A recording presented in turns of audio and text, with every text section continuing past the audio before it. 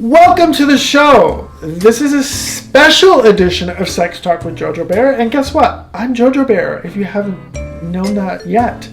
But today I'm Captain JoJo Bear because I am going to be steering you with information. And so what's the information?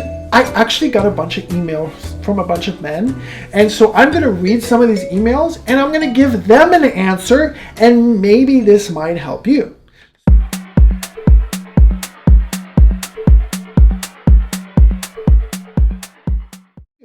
So let me start off with the first email. This comes from a guy named Lentz in Canoga Park. Your parents really wanted to stray away from Lance, so they called you Lentz, but I really love your name. So, JoJo Bear, can you tell me what to do? I'm having some issues keeping my cock hard. Please help! This is what he wrote. So, Lentz, thank you for sending this email. I'm going to ask you first that the most important thing to do is that if your cock is not working properly, if you're not getting an erection, then I would probably see your general practitioner, your doctor, and just to rule out any organic issues that might be going on with you. Anything from diabetes to depression. There are a lot of things that can affect our erections. So, if that's not the case and your doctor's giving you a clean bill of health, then I would look at age. You didn't send me your age, Lentz. So age is a big factor. Also, sometimes as we start getting a little bit older, some of the equipment doesn't work as it used to work. Blood's not rushing in a lot of areas, or we need blood for other places. So a lot of that is around acceptance and just really discovering more pathways of pleasure in your body, because there's plenty of them. It doesn't matter what age you are, you have a lot of pathways of pleasure. Now, the other thing that I would recommend is if you're losing your erection around other people, or maybe your lover or that significant other that you're hanging out with in bed every night, if you're losing your erection with another person, that may be more emotional or more mental. So if that's the case, then really try to look at some of the behaviors in your life. Are you spending too much time self-pleasuring alone and creating patterns of really kind of taking care of yourself without another person? Are you dropping into fantasy? Maybe porn's a factor. Maybe you're just feeling more safer when you're alone and you're getting erections when you're watching porn alone. So if that's the case, then I would probably recommend maybe finding a person like me. I'm a somatic sex and intimacy coach, or a sexological body worker, or even a tantra practitioner. People that can actually help you engage connection with the body. So it's all about the body. So, Lance, did I answer your question? I hope so. So let me know. You could always respond back to me, or anybody else watching this. Let me know what you think. If you have anything else that I haven't given off to Lance, then maybe you can give me an answer and I can read it online. So, our next message comes from a guy in Tacoma, Washington. And he says, JoJo, my prostate has been hurting lately. I'm not sure if it's from me stimulating my butt too much. Can you tell me what's wrong? And his name is Jimmy Loves Porn and I Don't Care. So Jimmy Loves Porn and I Don't Care in Tacoma, Washington. I want you to know that this is just like my previous message to this other guy, Lentz, is that if your prostate's hurting, you may want to check with your general practitioner or your doctor, because you may have an infection. Prostatitis is really serious if it's not taken care of right away. And sometimes I've actually had a client that got a prostate infection from being in a jacuzzi, because some of the bacteria goes up into the anal cavity and it can affect the prostate. Also, if you're using unclean toys, or if maybe you're having some fecal matter that comes up, there's a lot of things that can really create infection in your prostate. I would probably slow down if you're really stimulating it a lot, but also too, checking in with your doctor, making sure that your prostate is healthy. That's the most important thing. Now, our prostate is kind of like that little acorny kind of little piece that happens right in the anal cavity. And if you are taking a shower, or if anybody's listening to this, if you're taking a shower and you stick your finger up the anal cavity, you just go up a little bit, you can feel that acorny kind of feeling thing. If it's some people it's a little bit tender, some people it's harder, but it's always important to at least know where your prostate is, maybe stimulate it. But Jimmy, I think that you maybe want to go check with your doctor. Now, if your doctor gives you a clean bill of health and says, hey, this is like, this happens all the time, then one of the things I do recommend, because I do prostate massage, is using castor oil. Castor oil has a lot of healing properties. I talk about it all the time, but castor oil is a great lubrication to use to create some prostate stimulation. So Jimmy, what do you think? Maybe take it easy on your poor prostate. I think you're going to be okay. So my next email is from a guy named Rob in Modesto, California. Now, Rob in Modesto, California, he writes, my partner and I haven't had sex in 3.5 years. I still love him, but I'm starting to think that we will never be sexual again. Is my relationship over? Rob! Okay, take a breath.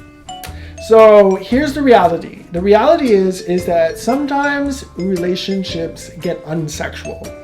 It doesn't sound very romantic, but it happens. It doesn't mean that you and your partner don't love each other. It means maybe, just possibly, there may be some communication that has to happen. So first and foremost, I recommend seeing a therapist, a counselor, or maybe someone like me, a sex coach, that can actually be in the room while you guys can communicate about what's going on. And sometimes the issues are not necessarily about you. Maybe your partner is going through something, or maybe you're going through something, and sex is not really that imperative.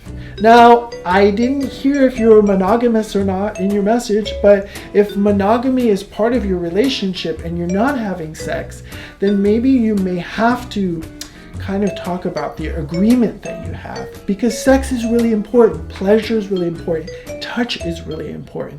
So maybe you and your partner may have to have that talk about whether or not our relationship can cope with being in a open relationship where you can go out and have sex or be with other people sexually. It doesn't necessarily have to be polyamorous. It could just be like when you're out of town, or have a friend over, or maybe the two of you having three-ways. So there's a lot of information that you can really gather by talking to each other, but talking to each other in a safe, secure space that has boundaries involved. What I would recommend also too is to really just kind of discover what is it that you need sexually.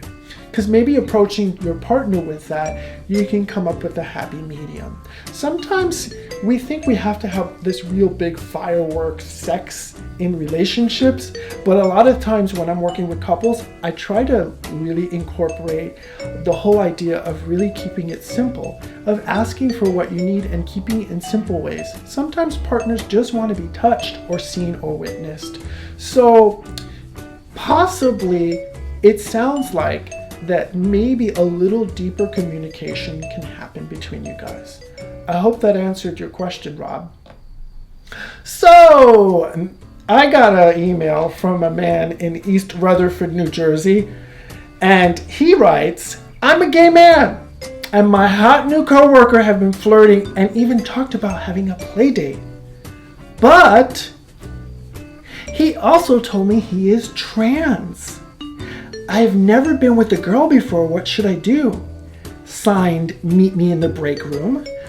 Okay, meet me in the break room in East Rutherford, New Jersey. Let me just tell you before I get to the second half of this, is that do not have sex or have romantic relationships with anybody in the office space, especially a hot new coworker. Take it from me, JoJo Bear. I have had sex with a boss. I have had sex with coworkers. and I've ended up unemployed. So probably not a good idea to do that. So what I would recommend is that maybe like pulling back from the flirting and considering having a play date. That's my first off. The second off is when he told you he was trans and you mentioned that you've never been with a girl. Now, let me just tell you, if he is a trans man, he is a man. He identifies as a man. So what I would really, really ask, and come from a place of love and a place of greenness and a place of inquisitiveness, is that really talk to him about his pronouns, his body, and what he likes calling his body. Right? Now, the thing is with trans men is they have a cock. I've worked with lots of trans men. They call it their penis, their cock. When they start taking hormones, the clit becomes engorged and it gets big. It can become 2 or 3 inches or maybe even more. And so what happens is that that's their cock and they are a man. So really consider this. Consider the fact that you need the education around how this person wants to be called and what's their pronoun and how they want to call their body. So it's really coming from a place of love and asking these questions. And it's a really simple question. And the other thing is that finding out more. Do some research on trans people, but you have someone right there in your office that you can talk to. But my recommendation for you, meet me in the break room, is that maybe you should find somebody else to play with that is not in the break room. So this is Captain JoJo. I think I've answered these right off the cuff. I did not script them or anything. So if I said anything that really doesn't agree with you, you can send me an email and I will read them in a future episode. But hopefully you learned something about what these guys were asking for. If you have any comments or feedbacks, or if you have anything you want me to share about on my show, then you can send me an email at sextalkwithjojobear@gmail.com. Or you can check out my website at www.metamorphicembodiment.com. This is JoJo Bear. You've watched Sex Talk with JoJo Bear. Captain JoJo Bear is answering your questions, and I will see you on a future episode. Ciao for now.